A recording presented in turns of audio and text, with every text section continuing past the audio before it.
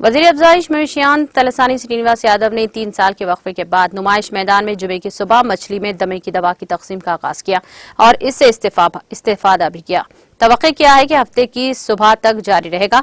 Covid के मंजरनामे की वजह से सालाना मछली प्रसाद की तकसीम, जिसमें बड़ी तादाद में हुजूम आता है, पिछले 3 सालों से मुनाकिद नहीं किया गया था। इस अकीदे के साथ सैकड़ों लोग मिरक के दिन मछली में दमा की दवा लेते हैं, जिससे सांस की बीमारियों से लड़ने में मदद मिलती है।